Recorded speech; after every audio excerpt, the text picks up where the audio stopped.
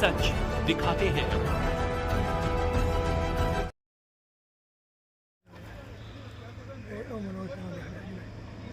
क्या वो दिखाने में यकीन थोड़ा।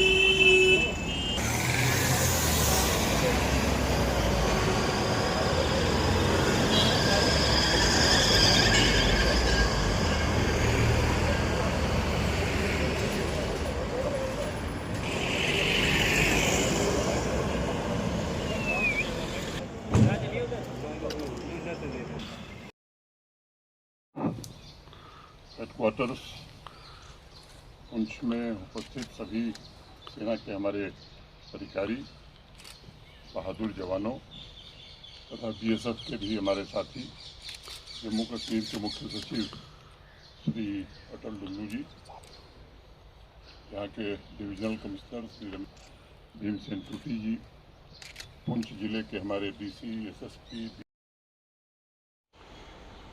जय साहब, हवलदार अभिषेक सिंह, बारह बिहार। राम साहब, सिपाही द्वारिका सिंह, 12 बिहार। राम साहब, हवलदार बलिष्ठा राम, 12 बिहार। राणा साहब, सुबेदार ऑनरी लेफ्टिनेंट के यादव, 12 बिहार साहब। राम साहब,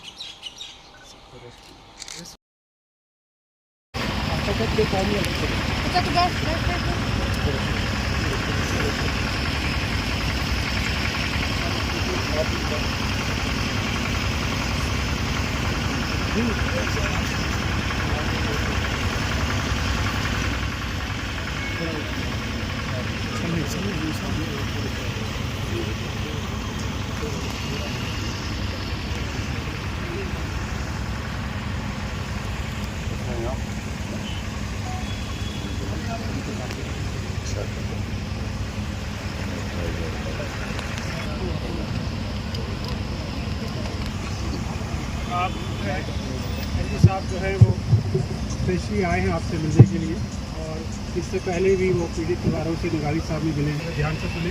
धन्यवाद। चीफ सेक्रेटरी श्री अटल डुल्लू जी, जम्मू के डिविजनल कमिश्नर श्री रमेश कुमार जी, भीमसेन टूटी जी,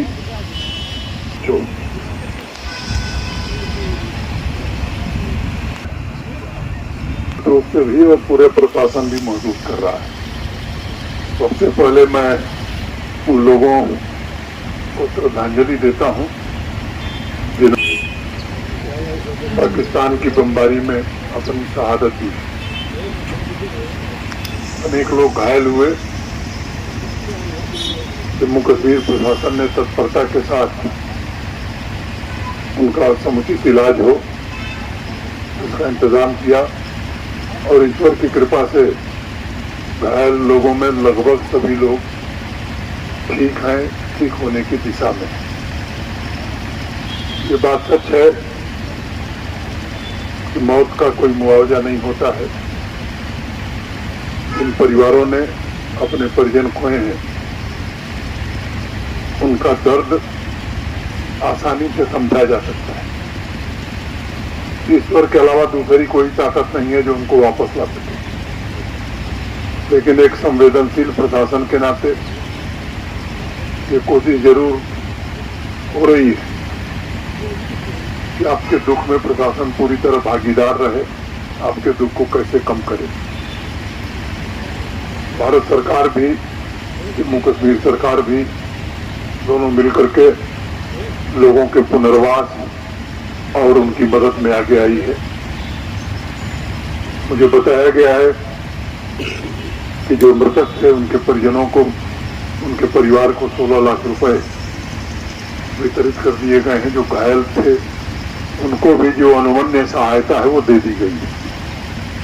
आज एक बड़ा फैसला हम लोगों ने किया है कि जो भी जम्मू कश्मीर में पाकिस्तान की गोलीबारी में शहीद हुए हैं उनके परिवार के एक सदस्य को सरकारी नौकरी जल्द से जल्द दी जाएगी। सेलिंग में ढेर सारे घरों को नुकसान हुआ है, व्यावसायिक प्रतिष्ठानों को नुकसान हुआ है। मैं केवल आपसे यही कह सकता हूं कि भारत के माननीय प्रधानमंत्री जी, आदरणीय गृह मंत्री जी, सबने भरोसा दिया है, प्रशासन उस काम में जुटा है। उसके किसका कितना नुकसान हुआ इसका विवरण बनाया जा रहा है। एक बार विवरण बन जाएगा तो रिहेबिलिटेशन का पक्का इंतजाम किया जाएगा।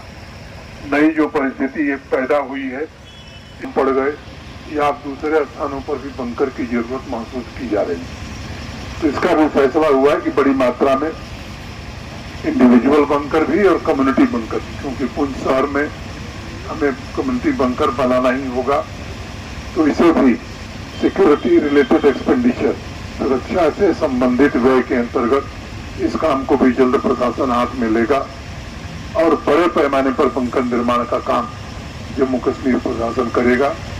मैं अपने प्रशासन के साथियों का भी आभारी हूं। इस बमबारी में, गोलीबारी में भी हमने एक अपना बहादुर साथी खो दिया रजौरी में।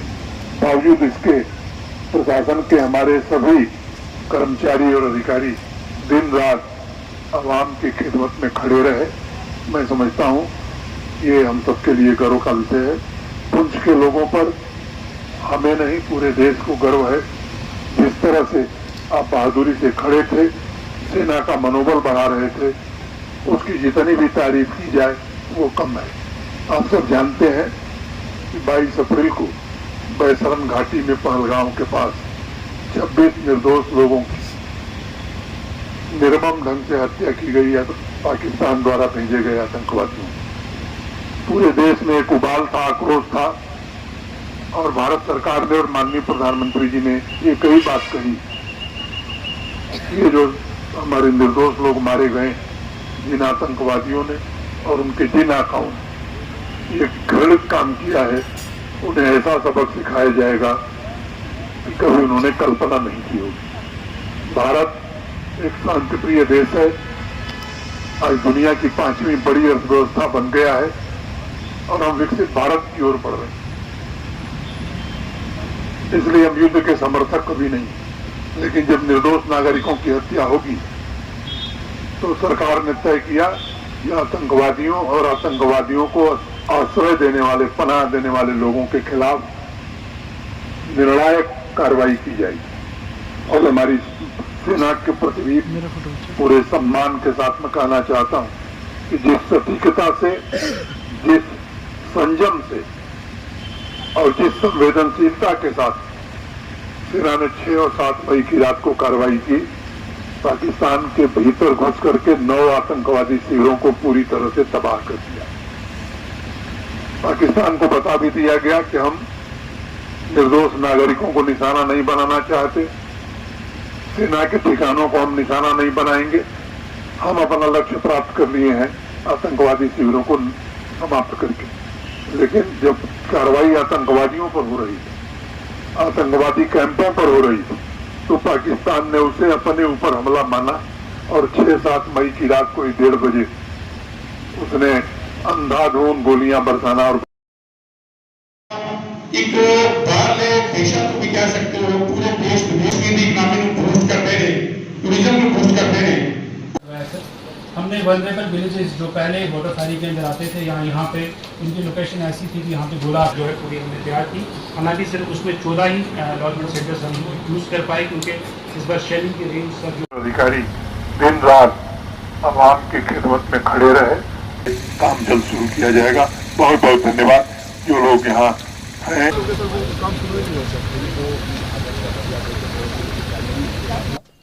पुंछ राजौरी नहीं आ सका था, इसलिए हम और चीफ सेक्रेटरी साहब और हमारे प्रशासन के अनेक वरिष्ठ अधिकारी हैं, मौके पर आकर के हमने अपनी आंखों से देखा है और उस दर्द को हमने महसूस किया है।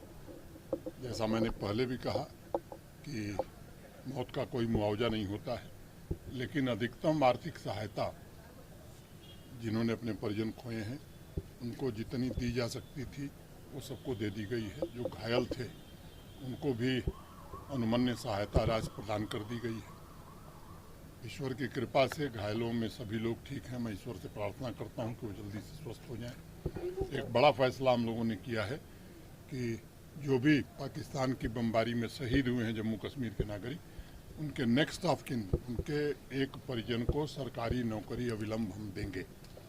बंकर की ज़रूरत है, अभी डिस्ट्रिक्ट एडमिनिस्ट्रेशन ने एक प्रेजेंटेशन किया है, उसको भी SRE सिक्योरिटी रिलेटेड एक्सपेंडिचर के तहत अब ज़रूरतें ज़्यादा महसूस हो रही हैं तो उस काम को भी प्राथमिकता पर लिया जाएगा। अनेक लोगों के घर तबाह हुए हैं, व्यावसायिक प्रतिष्ठान तबाह हुए हैं। भारत सरकार की ओर से पूरा आश्वासन है ऐसे लोगों को रिहेबिलिटेट करने के लिए एक कॉम्प्रिहेंसिव प्लान जम्मू कश्मीर प्रशासन बनाएगा। हमारे एडमिनिस्ट्रेशन के लोग अभी आइडेंटिफिकेशन का काम कर रहे हैं, एक बार वो हो जाएगा तो इस प्रक्रिया को भी सच दिखाते हैं।